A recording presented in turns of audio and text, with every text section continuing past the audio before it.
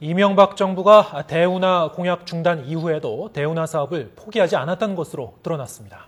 청와대가 대운하 가능성을 고려해 4대강 사업을 추진하라고 지시하면서 사업의 규모가 커졌고 그만큼 각종 부작용도 크게 늘었습니다. 김지성 기자의 보도입니다. 이명박 대통령이 전국 수습책의 일환으로 대운하 사업 중단을 선언한 것은 지난 2008년 6월. 대운하 사업도 국민이 반대한다면 추진하지 않겠습니다. 어떤 정책도 민심과 함께해야 성공할 수 있다는 것을 다시 한번 절실히 느꼈습니다.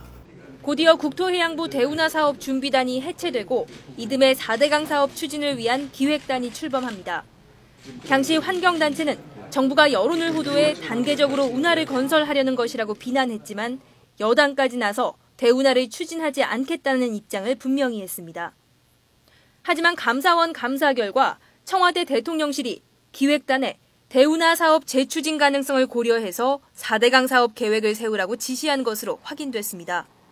이 전 대통령이 공약을 중단한 이후에도 대통령실이 사실상 대운하 계획의 단계적 추진을 지시한 셈입니다.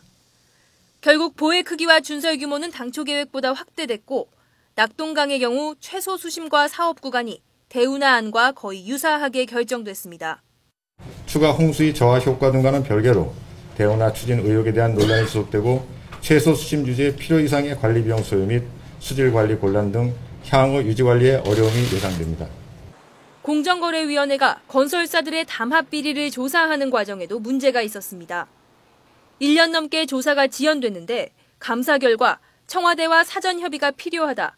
대선 이후 상정을 목표로 심사할 계획이다라는 내용의 내부 문건이 발견됐습니다.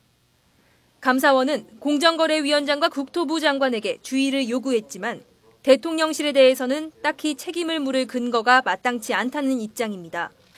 청와대는 이번 감사 결과에 대해 전 정부가 국민을 속이고 국가에 엄청난 손해를 입힌 일이라며 진상을 정확히 공개하라고 밝혔습니다. YTN 김지선입니다.